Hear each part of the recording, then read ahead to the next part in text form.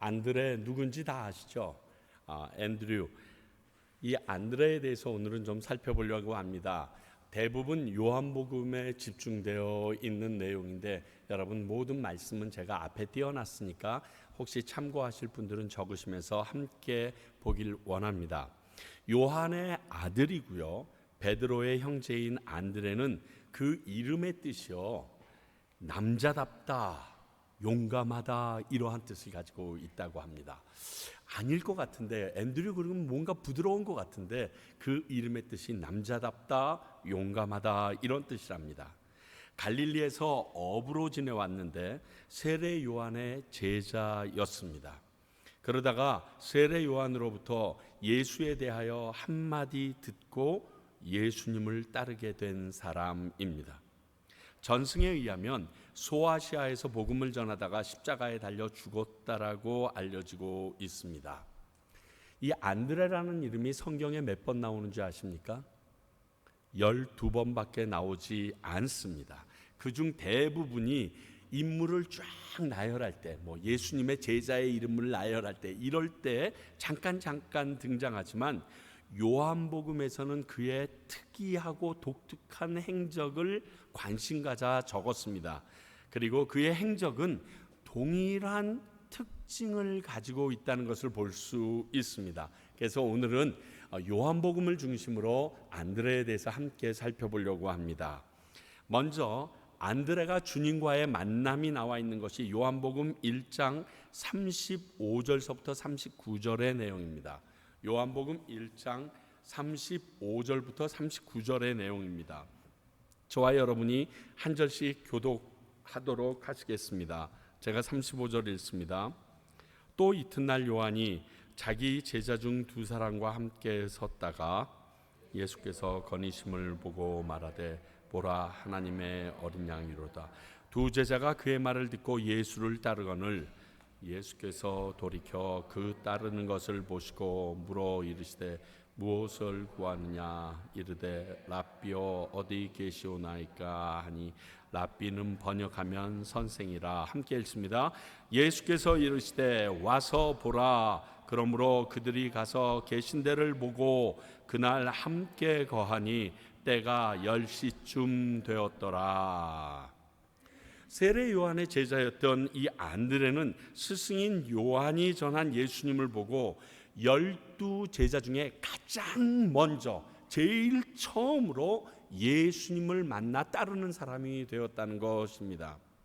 안드레가요, 예수님 어디 계십니까? 라고 물었던 이유는 예수님이 어떻게 사는가 보고 우리 세례 요한과 비교해서 따를까 말까 이랬던 게 아니라 39절의 내용을 보니까 그들이 가서 계신 데를 보고 그날 함께 거하니 이렇게 써 있는 걸 보니까 그 예수님과 대화를 나눠보고 그분에 대해서 알기 원했던 의도입니다.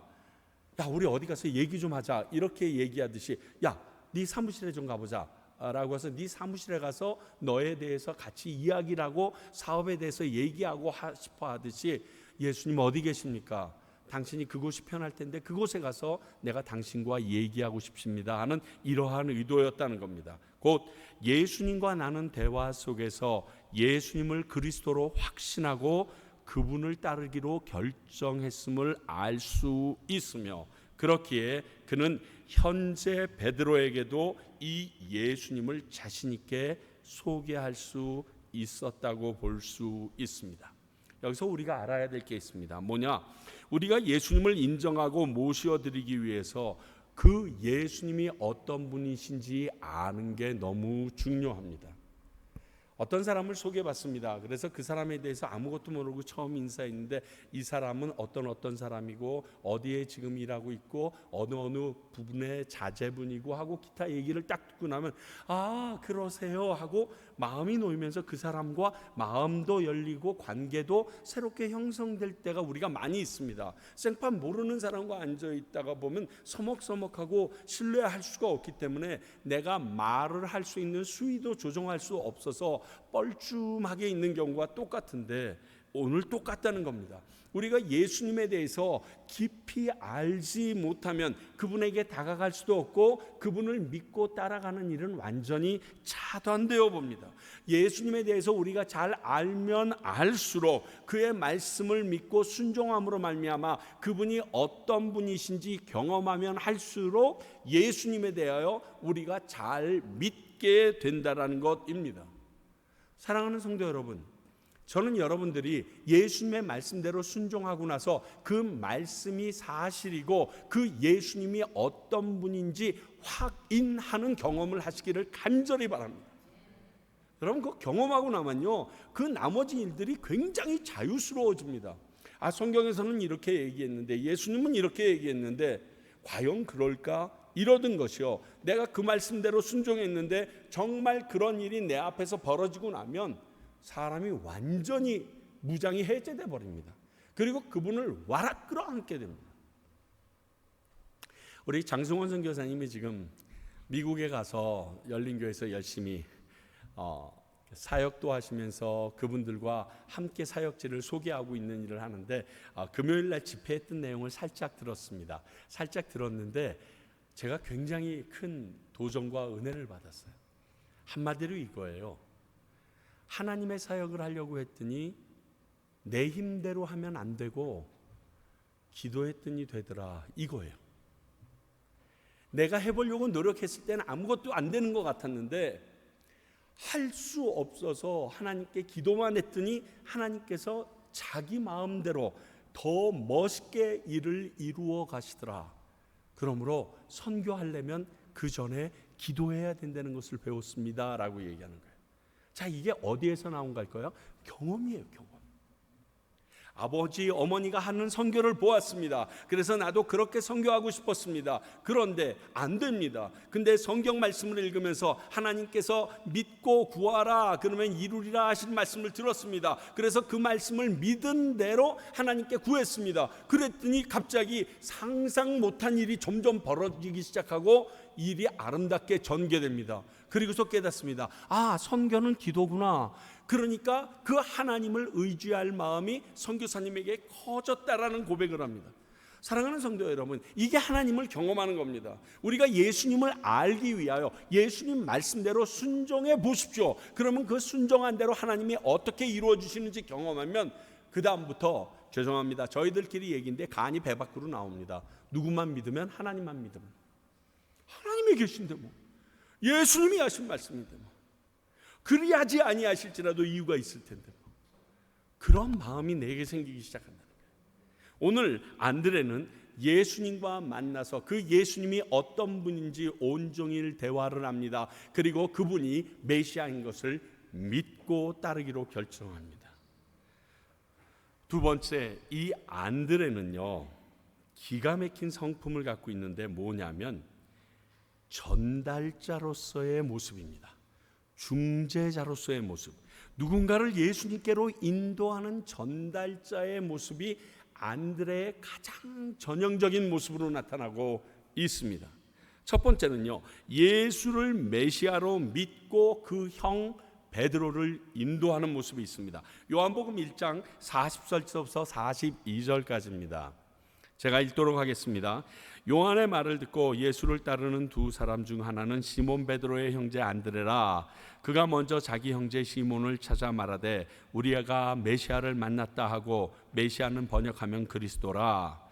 데리고 예수께 오니 예수께서 보시고 이르시되 내가 요한의 아들 시몬이니 장차 게바라 하리라 하시니, 게바는 번역하면 베드로라.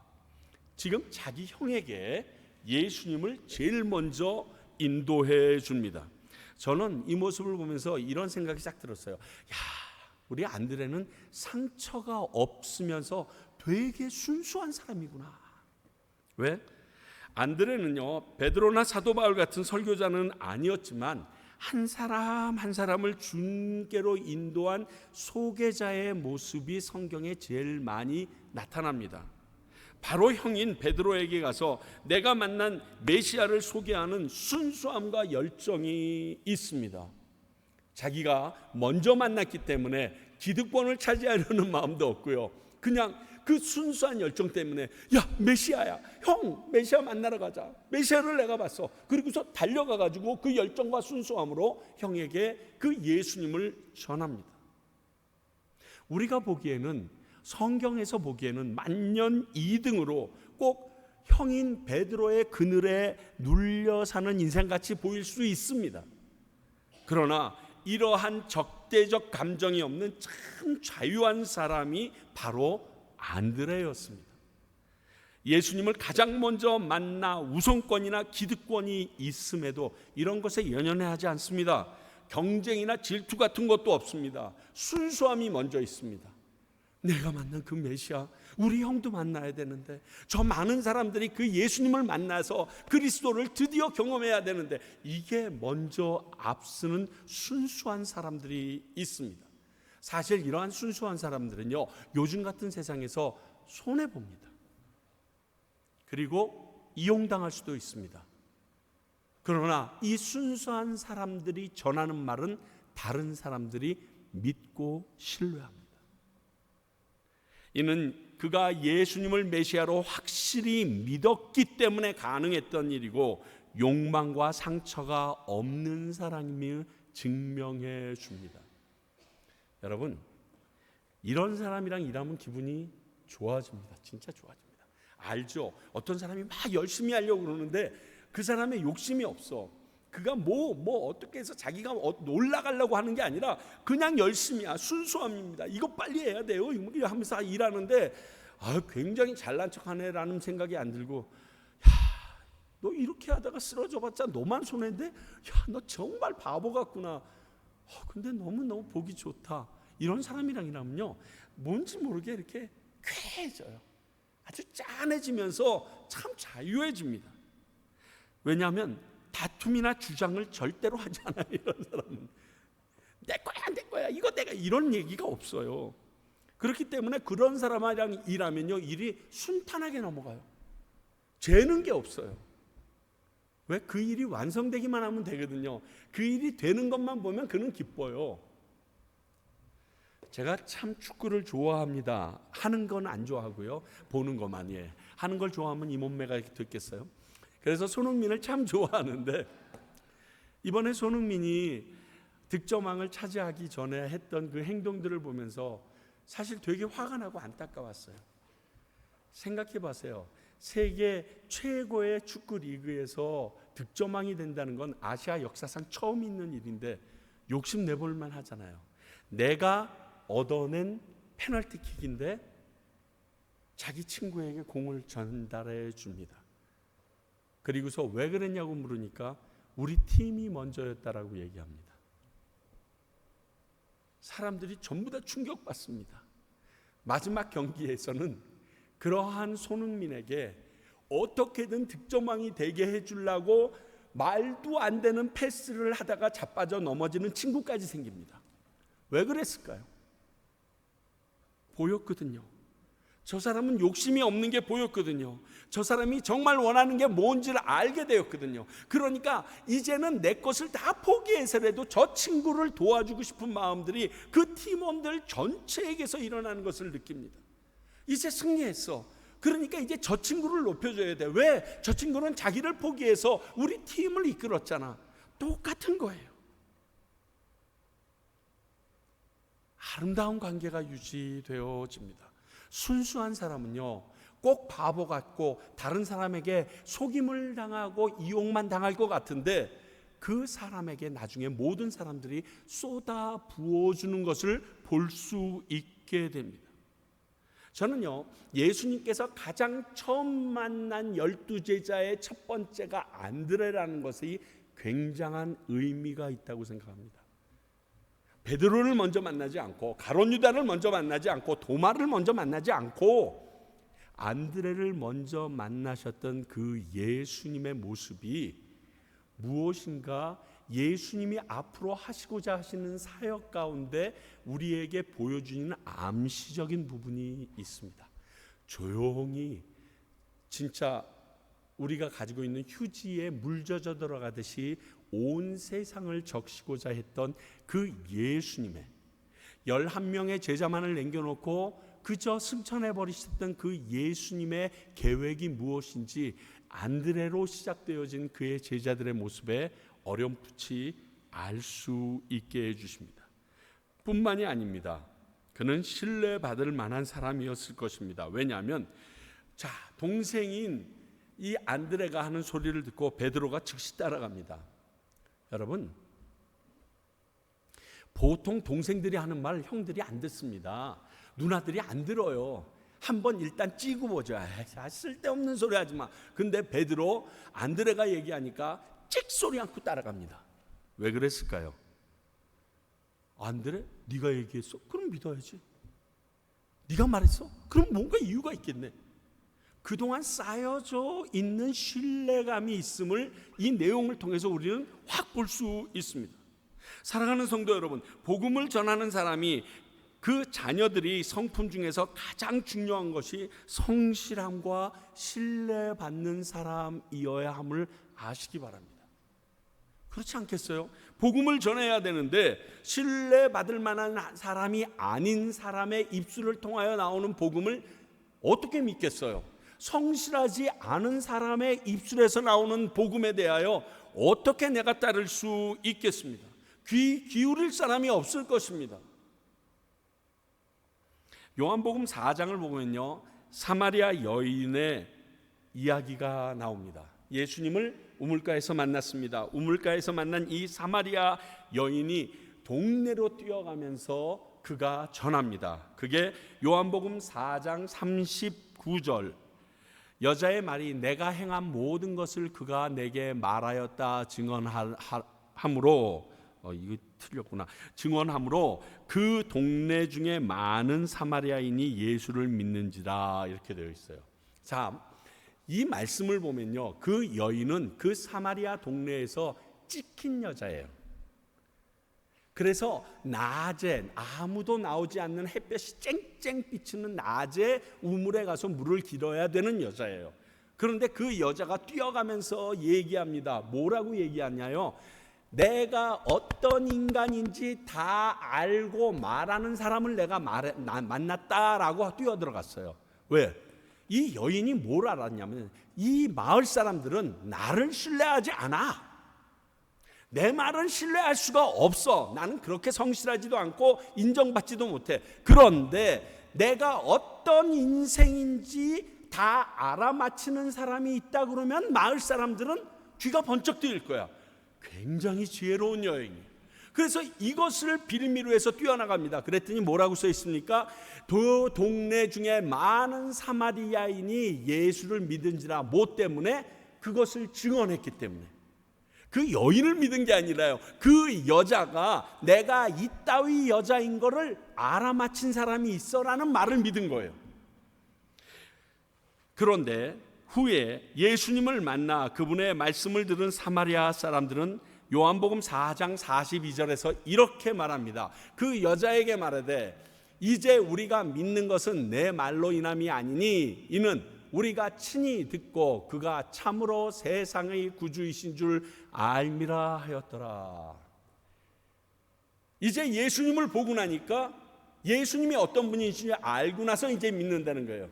옛날에는 네가 어떤 사람인지 알아맞혀서 우리가 믿으려고 했었는데 이제는 그분을 만나보니까 정말 믿을 만한 사람이었더라. 신뢰가 가더라. 이렇게 얘기하는 거예요. 예수님을 믿는 자들은요, 상대방의 신뢰를 줄 수 있어야 합니다. 약속을 했으면요, 지킬 수 있어야 합니다. 그리고 성실함이 몸에 배어 있는 것이 복음 전달에 힘이 된다는 것을 아시고 사셔야 합니다. 좀 이런 게 이력서에 적혀졌으면 좋겠어요. 그 사람 평강교회 교인이래. 그래? 여러분 이해가 되세요? 그 사람 평강교회 집사래. 평강교회에서 집사까지 한다고? 와, 우스꽝스러워요. 아니 그게 사실이 아닙니까? 그 사람 얘기 들으니까 예수 믿는데, 야, 예수 믿는 사람이래? 이게 사실이 돼야 되지 않아요?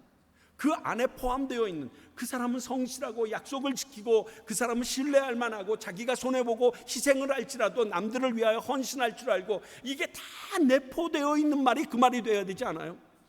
그러면 예수 전하는 것이 예수님 앞에 예수님의 제자로서 자녀로서 등불과 같은 삶을 사는데 얼마나 좋을까요? 저는요, 우리 이 교회도 이 평강교회도 정말 이 과테말라 땅 가운데서 평강교회래 그러면 쟤네는 바보같이 맨날 손해보고 그리고 맨날 헌신하지만 하나를 위하여 하나님의 나라를 위하여 포기할 줄 아는 난 그런 교회로 인쳐졌으면 좋겠어요. 뭐 교인이 많이 모이고 거기 들어가면 은혜가 충만하고 이런 것도 있으면 좋겠죠. 근데 그거보다 더 중요한 것이 쟤네들은 정말 이상해. 희생을 하면서 그것이 하나님의 뜻이라고 사는데 너무 행복해. 미친 애들 아니야? 그럼요. 예수한테 미쳐야죠. 미치지 않고 뭘 합니까? 그런데 오늘 안드레가 그런 사람이었어요. 그래서 동생이지만 주저하지 않고 예수님을 찾아간 베드로도 안드레를 신뢰했기 때문에 가능할 수 있었다는 거죠. 자, 누군가 예수님께 인도한 전달자로서 두 번째 소개시켜드리고 싶은 그 사건은요, 가치가 없어 보이는 사람도 인도했던 안드레의 모습입니다. 요한복음 6장 8절과 9절입니다.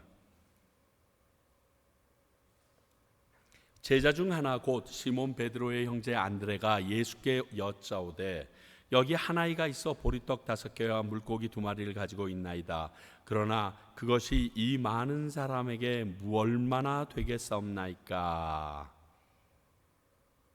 잘 아는 것처럼 오병이어의 기적에 시발점이 되는 어린아이를 데리고 온 게 안드레라고 성경은 말하고 있습니다.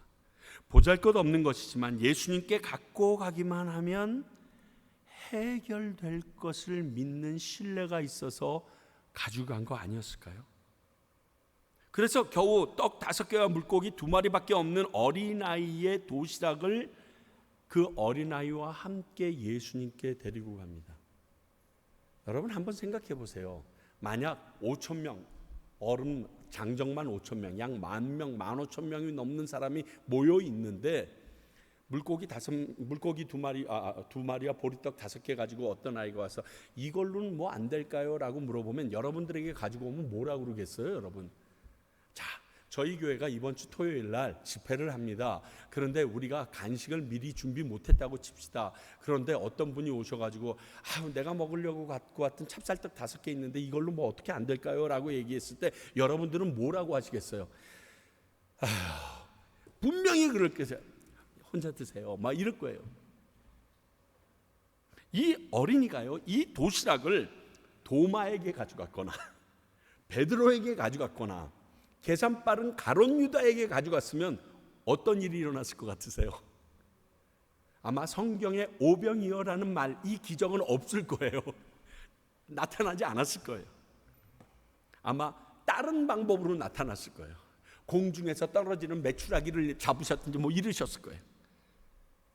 안드레 자신의 생각에도 너무 보잘것없어 보이지만 이 도시락을 가지고 문제를 해결할 수 없는 것을 알지만 예수님이라면 방법이 있지 않을까? 여러분, 이 구절이 뉘앙스가 그렇지 않아요? 여기 한 아이가 있어 보리떡 5개와 물고기 2마리를 가지고 있나이다. 그러나 그것이 이 많은 사람에게 얼마나 되겠사옵나이까. 그런데 예수님은 다르겠죠. 나 옛날에 이거 비슷한 거 본 적이 있거든. 저는 이 내용을 보면서 이 안드레와 갑자기 요한복음 2장의 가나의 혼인잔치 때 예수님의 어머니 마리아랑 딱 오버랩이 되더라고요. 자, 예수님의 어머니 마리아가 지금 포도주가 다 떨어진 가나의 혼인잔치에서 뭐라고 얘기합니까? 갑자기 종들을 불러놓고 이 사람이 시키는 대로 해라. 아직 내 때가 안 됐다니까. 시키는 대로 해라. 들어가서 씨 굽고 갑니다. 성경에는 없어요. 그냥 그건 제 생각이 그랬을 것 같아요. 왜? 내가 알고 있는, 내가 지금까지 들어서 마음속에 가지직했던 너 예수는 내가 알고 있는 그러한 여느 사람이 아니야. 그렇기 때문에 너는 우리와 다른 것을 할 수 있을 거야. 그리고 믿고 맡기고 가버립니다. 꼭 안드레가 그런 모습 같아요. 물고기 2마리와 보리떡 5개로 이 많은 사람이 3일이나 굶었는데 해결할 수 없을 것 같다고요. 빌립한테 물어봅니다. 먹을 것을 너희들에게 도와라. 200데나리온을 가지고도 어렵습니다. 막 이렇게 얘기를 했는데도 예수님께서 이것을 가지고서 일을 진행하시려고 합니다. 왜? 나는 경험했거든. 예수님은 하실 수 있는 걸 나는 알거든. 그 예수님은 이 보잘것없는 것 가지고도 어마무시한 일을 하실 수 있는 분임을 나는 경험해 봤거든. 그렇기 때문에 보잘것없는 게 중요한 것이 아니라 예수님이 중요하다는 사실을 알고 있는 게 안드레였거든요.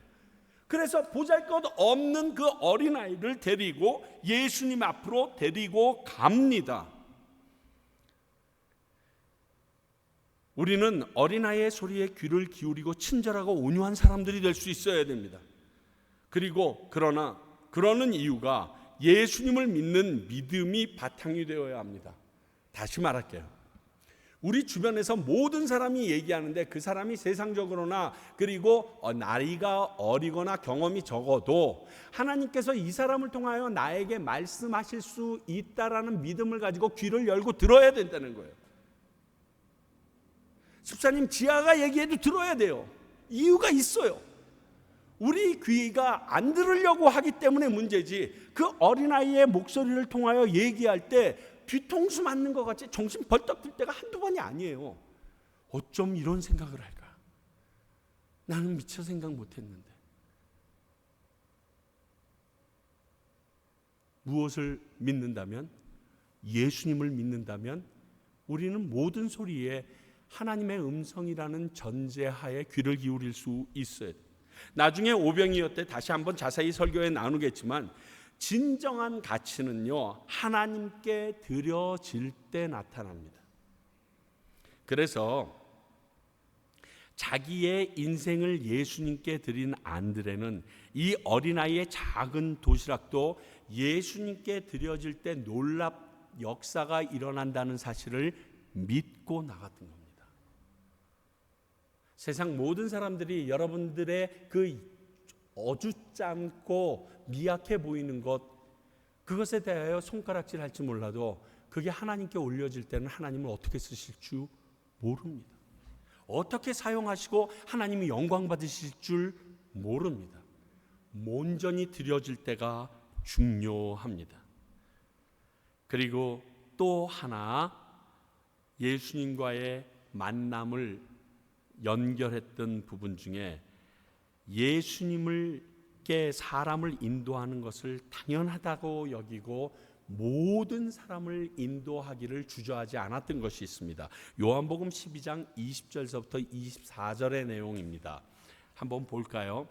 명절에 예배하러 올라온 사람 중에 헬라인 몇이 있는데 그들이 갈릴리 벳세다 사람 빌립에게 가서 청하여 이르되 선생이여 우리가 예수를 배우고자 하나이다 하니 빌립이 안드레에게 가서 말하고 안드레와 빌립이 예수께 가서 여쭈니 예수께서 대답하여 이르시되 인자가 영광을 얻을 때가 왔도다. 내가 진실로 너희에게 이르노니 한 알의 밀이 땅에 떨어져 죽지 아니하면 한 알 그대로 있고 죽으면 많은 열매를 맺느니라. 하나님의 예수님이 영광을 얻을 때가 왔다 그러면서 이 헬라 사람들을 만나 주시는 장면입니다. 그런데 이 헬라 사람을 데리고 간 사람이 빌립이 아닌 안드레였다는 사실. 물론 빌립이 중간에 역할은 했지만 안드레였다는 것입니다. 당시 사람들처럼요, 유대인만 위대하다라고 생각하는 편협한 민족주의자가 아니었다는 사실을 보여줍니다. 여러분, 이 사실은 저희들이 지금 생각하는 것보다 어마어마하게 큰 문제입니다. 당시 유대인들은요, 정말 이방인들과 대화 나누는 것조차 죄악처럼 여겼어요. 그리고 말 나누거나 그들과 접촉이 있고 나면 손 씻으러 갔다니까요. 기분 되게 더럽지 않을까요? 이방인과 만났던 것이 지저분해. 지금 이런 상황의 사람이 헬라인인데 그 헬라인을 예수님에게로 인도했어요. 안드레는요, 예수님이 세상을 구원할 구주시고 그렇기에 그의 복음은 온 인류를 위한 것이라는 것을 그는 알고 있었어요. 깨닫고 있었어요. 우리 유대인들만 위한 복음이 아니야. 온 세상을 구원할 그 놀라운 복음이야. 이 온 세상의 그 모든 민족에게 구원을 주시는 복음이야. 다시 말하면 기독교는 세계적인 종교라는 사실을 그는 이미 감지하고 있었다고요. 나중에 복음을 전하러 갈 때 소아시아까지 뛰어나가는 것을 보면 충분히 그랬던 사람입니다. 여러분, 예수님을 믿는 자들은 이런 기독교적 세계관을 가지고 있어야 합니다. 이런 기독교적 세계관이 없이 편협한 생각은 전도를 방해합니다. 예수님을 믿으면 안 되는 사람이 있을까요? 어떤 분이 그럽니다. 전도를 했더니 남편분이 돌아가시고 나서 말씀드렸어요. 그래도 남편분이 마지막에 예수님을 영접하고 주님께로 가셨습니다. 그러니까 우리 자매님도 예수 믿으셔야죠. 저한테 이러시더라고요. 그 나쁜 남편이 간 천국 나는 가기 싫어서 예수 안 믿겠대. 누구 손에 까요? 여러분, 편협한 생각은요, 전도에 방해가 됩니다. 초대교회를 보면요, 복음 전도에 가장 큰 방해가 됐던 것이 이 편협한 유대주의와 선민사상이라는 것이 사도행전을 통하여 계속 나옵니다. 계속 나옵니다. 고넬료를 전도했을 때도 그랬고, 그리고 믿지 않는 이방인들에게 성령이 내렸다는 소식을 듣고도 예루살렘 교회가 모여서 온통 회의를 합니다. 아니나 그게 왜 회의할 일이죠? 예수님 하나님의 성령이 임했다는데 뭐 그걸 회의를 합니까? 어떻게 성령이 이방인에게도 미치느냐? 그들에게는 할례가 없는데도 어떻게 구원을 받을 수 있느냐? 지금 우리가 생각할 땐 이거 아무것도 아니고 당연하죠. 그러나 그 당시에는 이게 온 교회가 모여서 밤낮 4일 5일을 싸우면서 피 튀기면서 침 튀기면서 얘기해야 할 만큼 굉장히 중요한 사건이었습니다. 근데 그때보다도 훨씬 이전에 일어났던 일이 지금 안드레의 사건입니다. 헬라인들이 왔습니다. 그리고 이 안드레는 들었습니다. 나는 이스라엘 사람들, 유대인들, 형제자매를 위해서 보냄을 받았다. 너희들을 위하여 보냄을 받지 않았다는 말도 들었습니다. 가나안 여인에게 하시는 말씀도. 그런데 얘기합니다. 데리고 오라. 그리고 예수님에게로 인도합니다. 바울 사도가요, 로마서에 쓴 내용이 뭐냐면 너희 로마에서 헬라인과 유대인들이 싸우는 모습, 교회 안에서 서로 자기가 맞다는 등 틀리다는 등 이러면서 싸우는 모습이 잘못됐다 이 얘기하고 싶어서 쓴 게 로마서입니다. 그 로마서의 근원은요, 너희들의 편협한 생각, 유대주의적인 사상을 가지고서 예수 그리스도와 그의 복음을 억누르려고 하는 그것은 잘못됐다. 너희들 모두가 하나님의 은혜로 이 자리에 있는 거다. 이거 얘기하고 싶은 거예요. 이 정도로 예민한 상황에 안드레는 이미 오래전에 초월했어요. 너무 멋진 것 같아요. 다시 여러분들에게 말씀드립니다. 왜 이렇게 말씀드리냐면요, 사실 저도 잘 안 돼요. 잘 안 돼서 말씀드립니다. 보여주세요. 다름을 틀림이라고 말하지 말고 다름을 하나님의 창조로 인정합시다. 우리 다 같이 읽어봅니다. 시작. 다름을 틀림이라고 말하지 말고 다름을 하나님의 창조로 인정합시다. 어저께 아내가 우연히 뭐 하나 그 영상을 보여주는데 이런 내용이었어요. 그런데 그 말을 전하는 사람이 그렇게 얘기하더라고요. 나도 안 돼서, 내가 대학 교수 아닙니까? 더 열심히 상대방을 설득하려고 말한대요. 그런데 이게 틀렸다는 걸 안 되는 거예요. 다름을 나와 동일하게 만들기 위해서 여러 말로 협박까지 동원해서 설득하는 일 좀 하지 마시라는 거예요. 그런데 저도 모르게 내 의견과 다른 사람을 나는 설득하려고 여러 말로 계속 난리하는 것을 제가 경험합니다. 여러분, 답답하면 답답한 만큼 그 사람을 위해서, 그 일을 위해서 금식하면서 기도하십시오. 좀 해보려고 그래요. 쉽지 않을 거 저 알아요. 왜? 지금까지 60년 동안 해왔던 내 습관이 있으니까. 그런데 다른 건 틀린 게 아니에요. 다른 건 하나님의 창조예요. 생긴 거 다른 것에 대해서는 다 인정하면서 왜 자식이 그 부모보다 공부가 좀 모자란 건 이것조차도 인정 안 합니까? 왜? 하나님이 그렇게 만들었던 거니까요. 공부는 좀 못하는데 능력이 많아서 나보다 돈 엄청 많이 벌 수도 있어요. 그리고 남들이 못하는 그 한 가지 때문에 놀라운 일을 이 인류를 위해서 해낼 수도 있어요. 만약 모든 것을 획일화시키려고 그랬으면 에디슨이 존재했을까요? 그 어머니한테 개 패듯이 맞았겠죠. 그런데 에디슨의 어머니는 그렇게 안 했어요. 에디슨에게 주어진 하나님의 또 다른 계획이 있을 거라고 생각하고 그가 읽던 그 성경책을 그에게 주면서 하나님이 너를 창조하셨다는 것을 끊임없이 얘기합니다. 그리고 그 에디슨은 발명왕이 되어서 온 인류에게 큰 영향력을 끼칩니다. 학교에서 국민학교까지 중퇴당했던 그러한 사람이. 여러분, 그렇기 때문에 우리가 다름을 틀림이라고 얘기만 하지 않아도 어마무지 좋아집니다. 이 안드레는요, 헬라인 다른 거야. 그런데 그냥 떨어질 수 없어. 하나님께서 저 헬라인들도 만들었어. 그러므로 저들에게도 하나님의 구원이 임하는 것이 당연해. 이래가지고 데리고 온 거예요. 아주 간단해요. 다른데 자꾸만 나랑 맞추려고 하면 어떠한 일이 벌어진다고 제가 말씀드렸죠? 교회가 머리가 하나님이고 예수 그리스도고 몸은 지체라고 그랬는데 몸에 전부 다 손밖에 없는 게 된다니까요. 몸에 전부 다 다리만 달려 있다니까요. 몸에 전부 다 얼굴, 눈만 있어, 눈만. 그 괴물이지, 그게 괴물이지.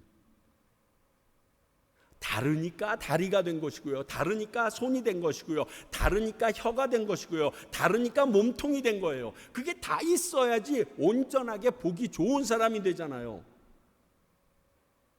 여러분, 뚱뚱한 사람이 있어야 날씬한 사람이 돋보이는 거 아세요? 다 날씬한 사람만 있으면 날씬한 사람이 하나도 돋보이지 않아요. 뚱뚱한 저 같은 놈이 있으니까 날씬한 사람이 날씬하다고 박수 받고 예쁘다는 소리 듣는 거지. 다 날씬하기만 해봐요. 인정 못 받아요. 그게 하나님의 창조의 법칙이고 방법이셨어요. 아름다움을 아름답게 느낄 수 있도록, 거룩함을 거룩하게 느낄 수 있도록, 다양함을 다양함으로 느낄 수 있도록 하시는 게 하나님의 뜻이셨는데 우리는 자꾸만 그걸 획일화시킵니다. 그리고 자기 뜻이 맞대요. 아니에요. 틀린 거예요. 만약 그랬으면 안드레와 같은 하나님의 백성, 그리고 이 자리에 앉아있는 이방인인 우리들은 예수님 못 만나요. 구원도 못 있어요. 안드레는 제자들 사이에 두드러진 사람은 아니었지만 모든 사람들에게 이런 신뢰와 인정을 받는 존재였습니다. 그리고 안드레의 진짜 멋진 이유는요, 그런데 자신은 드러내지 않아요. 다른 말로 하면 항상 2등 자리에 앉아 있는데 만족해요.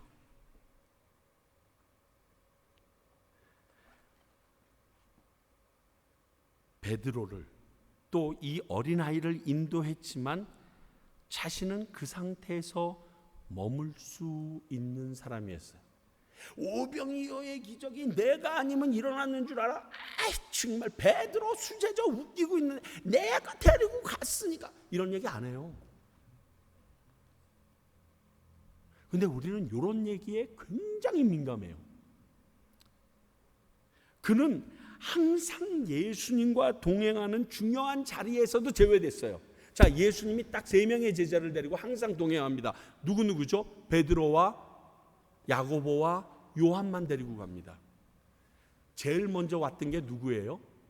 이 3사람은요, 안드레를 통하여 예수님을 만나게 된 3사람이에요. 이 안드레를 통하여 형 베드로가 예수님을 만나게 됐고요, 야고보와 요한 역시 이 안드레가 있었기 때문에 친구로 같이 동업하던 사이이기 때문에 예수님을 만날 수 있었어요. 그런데 기왕이면 하나님께서 4명을 데리고 다니시든지, 기왕이면 먼저 만난 순서로 안드레는 제일 먼저 데리고 다녔어야 됐는데 이 안드레는 쏙 빼버리시고 3명만 데리고 다닙니다. 그런데도 아무 말 하지 않았습니다. 이런 일에 분해하거나 항변한 적이 없어요. 제가 왜 이렇게 말씀드리냐면, 성경에서는 제자들끼리 높은 자리 차지하려고 다퉜다는 얘기가 종종 등장합니다. 그런데 이러한 상황 가운데서도 안드레는 단 한 번도 내가 예수님을 제일 먼저 알았는데 하면서 분해하거나 항변한 일이 성경에 기록되지 않았다는 것이 바로 이 증거입니다. 관여치 않았어요. 사랑하는 성도 여러분, 세상에 안드레 같은 사람이 없으면요, 아무도 안 세워집니다. 아무도 안 세워집니다. 자기의 사명을 수행하면서 한 사람씩 주님을 믿는 승리자가 되도록 인도하는 기가 막힌 사람이에요. 교회에서요, 베드로와 같은 몇 명의 용감한 지도자가 필요합니다. 그런데 더 필요한 사람은요, 눈에 띄지 않지만 뒤에서 조용히 일하는 깊은 신앙과 하나님에 대한 신뢰를 가진 안드레가 더 많이 요구됩니다. 여러분, 베드로가 많으면요, 교회 굉장히 시끄럽습니다. 정신 하나도 없습니다. 도마 같은 사람들 많으면요, 죽으러 가자 뭐 이따위 소리만 하면서 맨날 튀어나갔을 거예요. 근데 안드레 같은 사람이 많아야 교회가 조용히 든든히 온전하게 세워져 갑니다. 능력이나 믿음조차 없으면서 높은 자리를 앉으려는 사람들에게 많은 것을 생각해 주는 진짜 남자답고 용감한 사람이 안드레였습니다. 고린도전서 10장 24절 볼까요? 누구든지 자기의 유익을 구하지 말고 남의 유익을 구하라. 할 수 있는 분? 저는 여러분들이 손들라고 의도하기 위해서 손든 거지 저도 손들 자신이 없습니다. 말이 돼요? 누구든지 자기 유익을 구하지 말고 남의 유익을 구하라고요? 속 뒤집어져서 할 수 있겠어요? 아니, 속이 안 뒤집어져도 빤히 눈에 보이는데 이게 가능하겠습니까? 빌리 그레함이나 스펄전 목사, 리빙스턴, 기타 등등 정말 온 열방 가운데 유명한 많은 위대한 인물들을 인도한 인도자는요, 누군지 기억도 못해요. 제가 몇 번이나 얘기했지만 빌리 그레함 목사님을 예수님께로 인도한 사람 이름 기억 못하시죠? 제가 최소한 3번은 얘기했어요. 못하잖아요, 기억. 그러나 하나님은 그들을 기억하십니다. 하늘나라에 가면 우리가 그걸 볼 수 있습니다. 마태복음 25장 37절 볼까요? 이에 의인들이 대답하여 이르되 주여 우리가 어느 때에 주께서 줄이신 것을 보고 음식을 대접하였으며 목마르신 것을 보고 마시게 하였나이까. 지금 의인들입니다. 예수님께서 그 마지막 날 이들을 칭찬하고 축복합니다. 너희들이 나를 배부르게 해줬고 물을 줬었다. 그때 너무 고마웠다 얘기합니다. 정말 재미있는 것은 그렇게 줬던 사람들도 자기들이 줬는지 몰라요. 그런데 누구는 기억해요? 예수님은 기억하고 있어요. 나는 예수님을 섬겼다고 생각하지도 않았고 그 일이 좋은 일이라고도 모르고 있었는데 자기가 했던 행위조차도 까마득하게 잊어버리고 있는데 내가 잊어버린 그 아름다운 행위를 우리 하나님은 기억하고 있어요. 그러면 안드레와 같은 삶을 살았던, 그리고 이 아름다운 인도함을 해줬던 그 안드레와 같은 삶을 살았던 사람의 삶을 예수님은 당연히 기억하고 있죠. 당연히 인정해 주시죠. 증거예요, 증거. 나는 모른다니까요. 나도 모른다니까요. 그러나 우리 하나님은 안 잊어버려요. 네가 그랬지. 우리 하나님 좋은 일에는 뒤끝 장렬입니다. 은혜 갚아주는 데는 뒤끝 엄청 많으십니다. 그 뒤끝이 끝이 없으세요. 그래서 그 사람은 기억도 못하는 것도 다 알아서 해주십니다. 자기 자신도 기억하지 못하는데 하나님이 기억해 주시는 사람이 되는 것을 기뻐하는 우리가 되었으면 좋겠습니다. 그래, 뭐 어떻게 하겠어. 그런데 하나님 아시죠? 여러분, 이럴 때 눈물 많이 나요. 그리고 이럴 때 정말 제일 많이 보는 게 하늘의 달과 별이에요. 제가 경험한 상에 의하면 막 내가 열심히 일을 했는데 박수를 엉뚱한 사람이 받고요. 그리고 막 이야기가 나올 때는요, 막 손들고 뛰어나가서 말하고 싶은 마음이 여기까지 있는데 상황이 그렇게 되지 않으면요, 괜히 교회 옥상에 올라가서 하늘 보면서 주님은 아시죠? 눈물 쭉. 진짜 그렇게 되더라고요. 왜 그렇게 달이 밝은지, 또 별은 나를 위하여 함께 울었는지, 이런 느낌이 들더라니까요. 근데 그런 사람이 복됩니다. 그런 사람이 되자고요. 이렇게 안드레는 이런 사람으로 살았습니다. 그러면 안드레가 어떻게 죽었을까요? 그 후의 삶이 어땠을까요? 역사가인 요세푸스가 말합니다. 에베소에서 열심히 복음을 전했다고 기록합니다. 그러다가 가룟 유다 대신 뽑힌 제자가 마띠아입니다. 마띠아가 식인종에 잡혔다는 소식을 듣습니다. 그래서 그 소식을 들었을 때 제자들 중에서 안드레가 제일 먼저 뛰어갑니다. 천신만고 끝에 배를 타고 흑해 연한 코카스 산맥에 있는 남러시아의 스구디아라는 곳에 가가지고 기적을 통하여서 이 마띠아를 구출하고 그 마띠아를 잡았던 식인종 전체를 다 예수 믿게 합니다. 그래서 스구디아와 터키의 수도 이스탄불에까지 예수님의 교회를 세웠다고 기록되어 있습니다. 위경인 안드레 행전에 의하면 그리스에 와서 열심히 전도하며 그 지역 총독의 아내인 에기아테스 부인까지 예수님을 믿게 했습니다. 그러니까 예수님을 믿은 이 부인이 너무 예수님에게 마음을 쏙 뺏기니까 총독이 화가 났습니다. 그래서 그 분풀이로 안드레를 잡아다가 X자, 지금 이 뒤에 보이시죠? 이 X자 십자가에 달아 버리게 됩니다. 몇 날 며칠을 그 밧줄에 묶어서 말라 죽여버립니다. 그래서 AD 69년 11월 말에 이렇게 기도하면서 하늘나라로 갔다고 전해집니다. 그리스도이신 예수님, 내가 배웠고 내가 사랑하고 그 안에 있는 나를 받으소서. 당신의 영원한 나라에 내 영혼을 받아주소서. 아멘. 그래서 캐토릭은요, 오늘날에도 X자를 보게 되면 세인트 앤드류라고 말하고 있고요, 11월 중 하루를 세인트 앤드류 데이로 정해놓고 그들이 섬기고 있다고 합니다. 안드레의 일생은요, 자기를 바로 볼 줄 알고 자기보다 훌륭한 사람을 예수님께 소개하는 모습을 보이면서 살아왔습니다. 조금도 의심 없이 예수님을 믿는 큰 믿음과 사랑의 소유자로 남을 인도하기에 최선을 다하며 살아왔던 사람이라고 말할 수 있습니다. 개인적으로 제가 가장 닮고 싶고 배워 따라가고 싶은 사람이 이 안드레입니다. 참고로 제 아내가 제일 좋아하는 사람은 에녹인데요, 저는 제가 제일 좋아하는 사람은 이 안드레예요. 그래서 제 영어 이름에 앤드류를 미들네임으로 넣고 싶었는데 너무 급박한 상황 가운데 미국 시민권을 따다 보니까 그걸 못 넣었어요. 진짜 전 앤드류라는 이름, 이 앤디라는 이름을 너무너무 가지고 싶었어요. 물론 제 소망이지 누구나 안드레처럼 살 수 있는 것은 아닙니다. 누구는 안드레처럼 살고 싶어도 사도 바울이나 베드로처럼 살 수밖에 없게 만드셨어요. 그러나 꼭 필요한 사람이고 누구나 될 수 있는 사람이라는 측면에서는 이 안드레가 정말 매력적인 것 같아요. 저는 저희 교회가 많은 안드레가 좀 있었으면 좋겠습니다. 아니, 좀 더 나가서 이 평강교회가 안드레와 같은 교회가 되었으면 좋겠어요.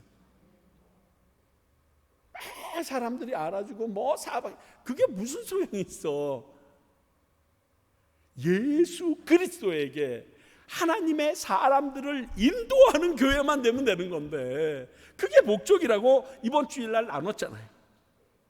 그래서 많은 사람들을, 특히 보잘것없어 보이고 연약한 존재들을 예수님의 능력으로 세워나가는 그러한 교회와 성도들이 우리가 되었으면 좋겠어요. 제가 제일 좋아하고 배우고 싶은 안드레, 이런 사람입니다. 제가 혹시 지잘난 척하고 막 어깨에 힘주려고 그러면 안드레 되고 싶다며요 하고 옆에서 좀 쿡쿡 찔러 주십시오. 정말 그러기를 소원하고, 여러분도 우리 교회도 그렇게 되기를 소원합니다. 기도하겠습니다. 사랑과 은혜가 많으신 주님, 오늘 안드레를 통해서 우리 자신을 돌아보고, 그리고 놀라운 하나님의 은혜를 생각해 봅니다. 참 부끄럽습니다. 저희들도 이 안드레와 같은 성도가 되기를 원하고, 이 평강교회도 안드레와 같은 역할을 감당할 수 있기를 소원합니다. 주님, 주님께서 은혜 베풀어 주셔서 그 뜻을 이루어 가게 하시고, 하나님의 거룩한 뜻이 온 열방 가운데 퍼져질 때에 주님께서 기억하는 주님의 사람들 교회 되어지게 하여 주시옵소서. 지금은 우리 주 예수 그리스도의 은혜와 하나님의 크신 사랑과 성령님의 역사하고 감동하시고 깨닫게 하심이 오늘 이 안드레와 같은 아름답고 소박하지만 확실하고 용감한 믿음을 지니기 원하는 주님의 귀한 백성들과, 정말 이러한 모양의 교회로 거듭나기 원하는 평강교회와, 또 이 안드레의 마음을 가지고 있기에 지금도 열방 가운데 복음을 전하고 계시는 수많은 선교사님, 그리고 지금 그 산지에 올라가서 고생하시는 김태중 선교사님 위에 이제로부터 영원히 함께 하시기를 간절히 축원하옵나이다. 아멘.